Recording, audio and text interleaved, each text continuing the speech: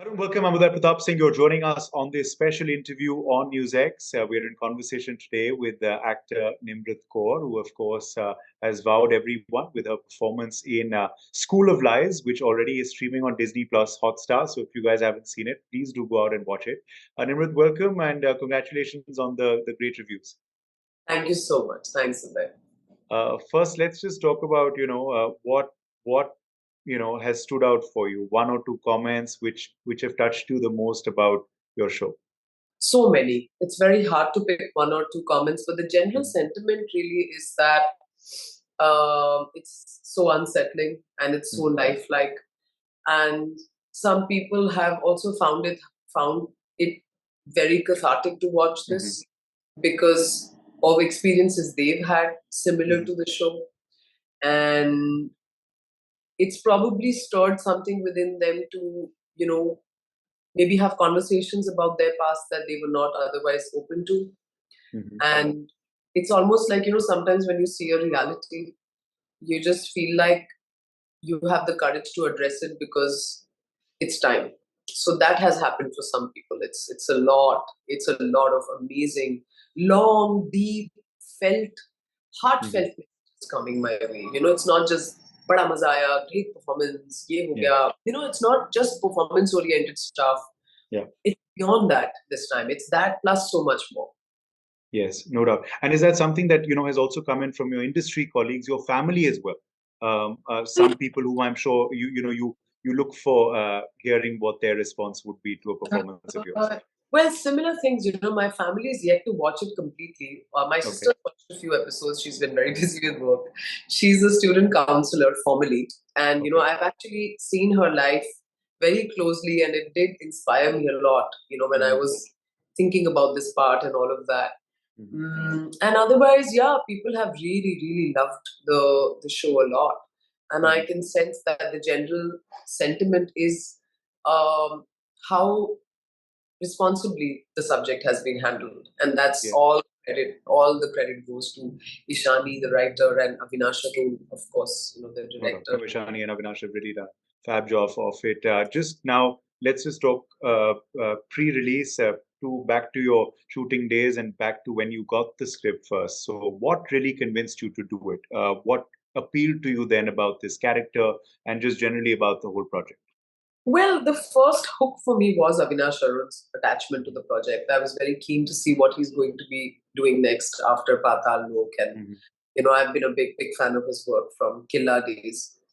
And when I read the subject, when it was so disturbing actually. mhm, Well, the first sentiment was that it generated a lot of fear in me. I was like, oh my mhm, god, it's so hard to read this. mhm, Will I be able to do justice to this part? And mhm, will it be accurately represented? Because it's a very big responsibility to present something like this without mhm, shock value or just for effect or mhm, without making it cringe.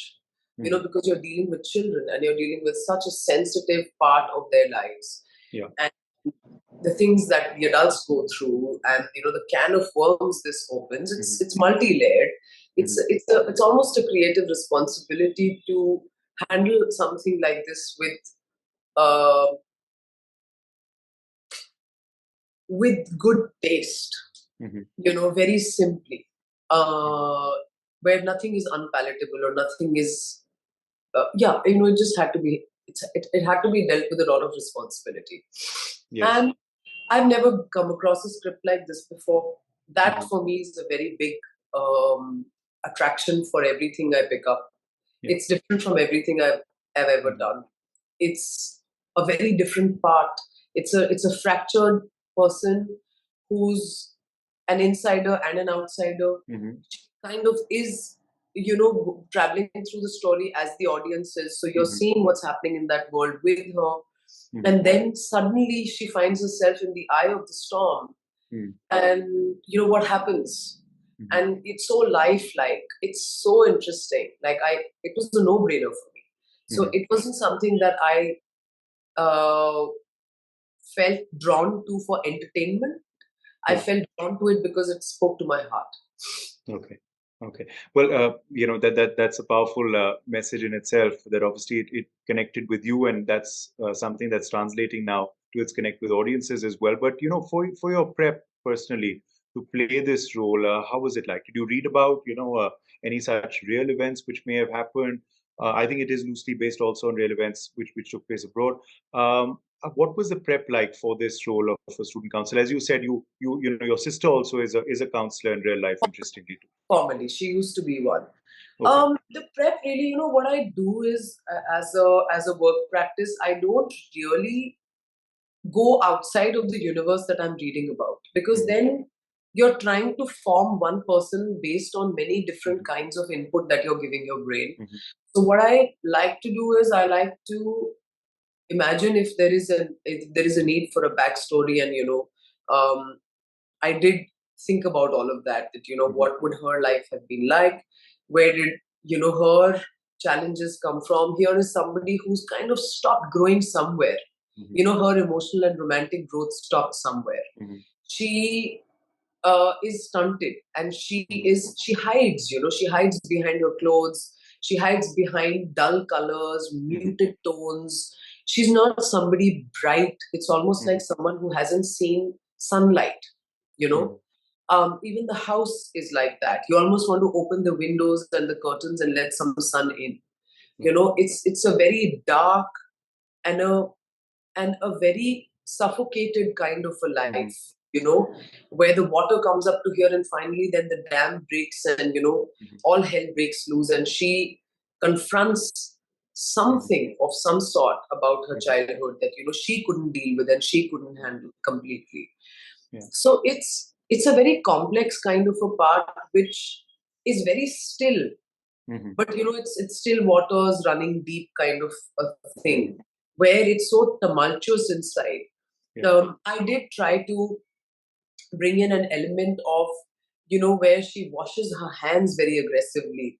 Mhm. It's there a couple of times. Yeah. It was just a small touch I brought in, where Yeah. I felt like a person like this might express herself in some way, somewhere, Mhm. where you feel the need to cleanse yourself, and there is some kind of a physical expression of that, Mhm.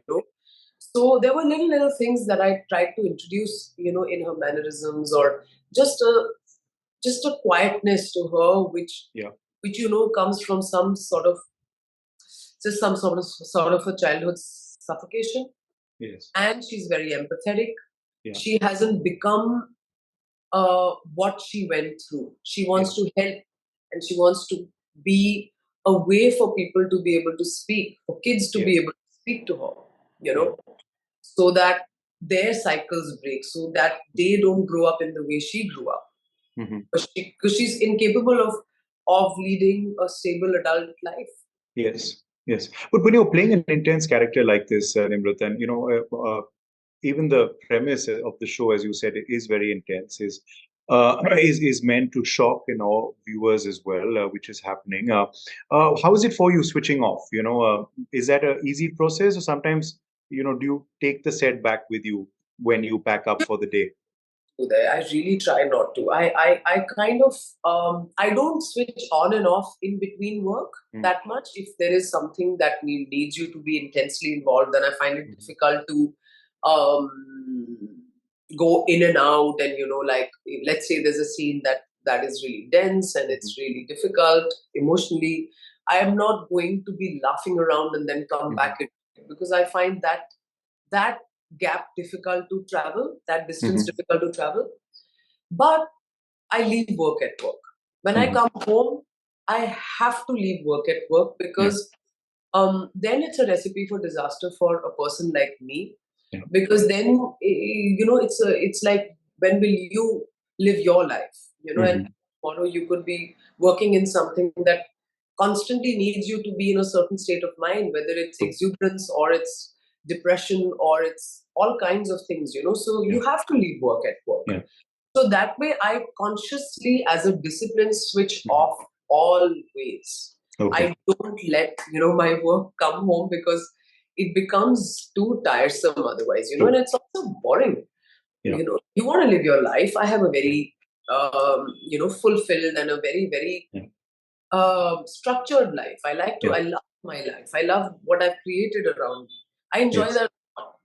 Yeah. So I have to leave work at work. Okay. Okay. How was it the shoot like? Shooting at a real life location. How was it like? It was shot during COVID, if I'm not mistaken. No, no, So how? Oh, just after. Okay, it just after. shot it in 2022, which is last year. Right. Okay. So pretty much after the phases of lockdown. Okay. I got How was it for you being on delighted. real life location with the ensemble cast that you had? It was beautiful. It's probably right up there in my filming experiences. Hmm. You know, firstly, Uti and Kunur are so picturesque. I'm a Hmm. mountain person completely. Okay. And mountains with the rains and the mist and the clouds coming in and out of the windows, and it was just dreamy. It was Hmm. very hard actually sometimes to really Okay. be in the scene and be in a Hmm. mood of a certain sort, because all you want to have is hot snacks and tea and coffee, and you're Yes. so happy, you know. So And zone out into the scenery. out, yeah, Yes. go for walks. Yeah. So I used to so look forward to my dinners and coffees, and where am I eating next, and where am I taking pictures next, and which Mhm. forest am I seeing next. And I had the best time. It Yeah. was so beautiful.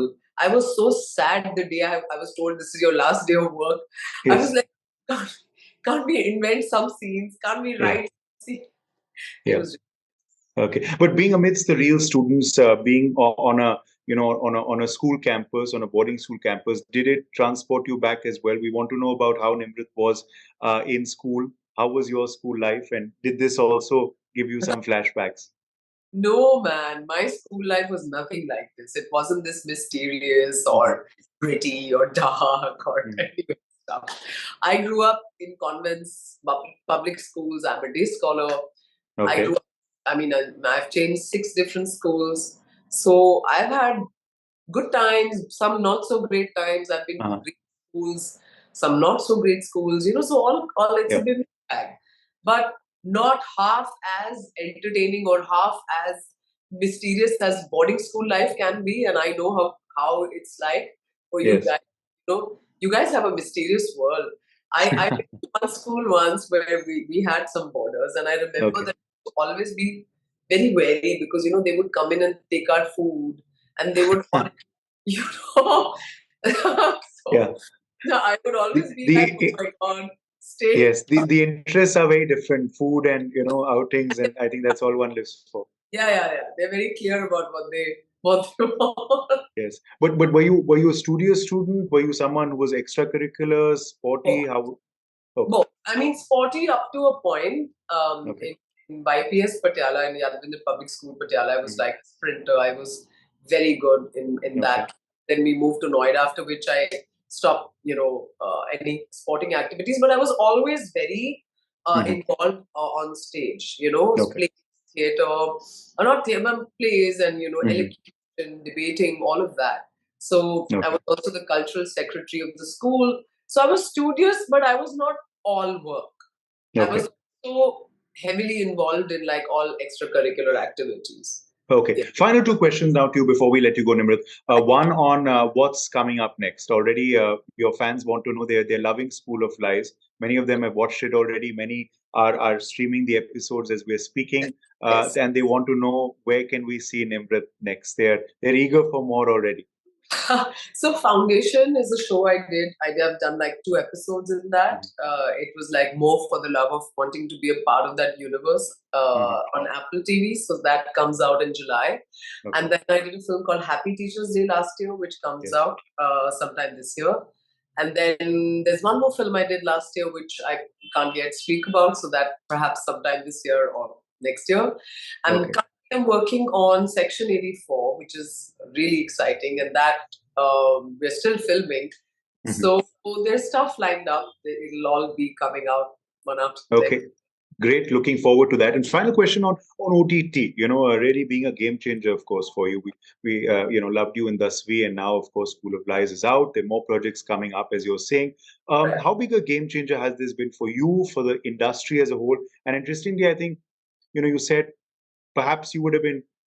I think there was a quote of yours saying, "Agar pehle OTT aaya hota, so perhaps your career would have taken a different turn." Do you believe earlier? But interestingly, you did one of the first few projects as well. When OTT wasn't too big in India with Y Films, and also you did Test Case. So, what would you say about OTT and its trajectory in India? Wow. So I feel like OTT has come with like a tsunami of possibilities, because earlier when I had just started work, it was only either advertising or films or television, and all the formats were very set. Yeah. So OTT, what that's done is it's kind of bridged that gap, and it's brought forth stories that earlier were not coming to the fore so much. And right now what's happening is that projects are not, we don't know what's going to release where. So even when we do a film, we don't know, is it going to release at a theater or is it going to come out on OTT? It doesn't really matter. It's not about where it's releasing. It's about whether the audience is going to connect with it or not. So you're fighting lesser battles there, and also stories like a project like A School of Lies, for instance. Could this have been mounted in the way that it has been 10 years ago? I don't think so. Okay. That has come up, and that has happened because of OTT, because Yes. it's a possibility, and projects like these can see the light of day with the funds it requires and deserves, with the creative canvas and the vision that it has. So I think for that reason, all actors, all technicians, everyone in the business, whether you're on or off camera, is now spoiled for choice. Nobody be at home with nothing to do or not wanting to take up work because you're not creatively stimulated. So I think stimulus has increased a lot. So who's to say whose career would have gone in which direction? That's not what I mean, because careers are not for us to decide, and like none of that. I'm thrilled to bits with where I am professionally at all points in time, because everything I do is a choice, and everything I don't do is a choice. So what I have been able to do abroad, and everything comes with its pros and cons, and I have really nothing to complain about, actually.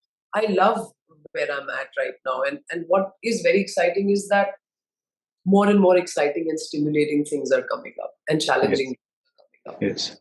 So that's lovely.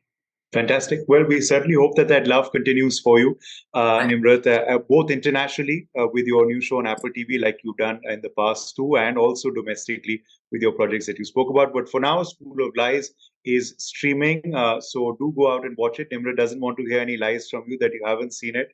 So watch it on Disney Plus Hotstar very, very soon. But thank you so much for joining us today on NewsX once again. Really appreciate it. Thank you.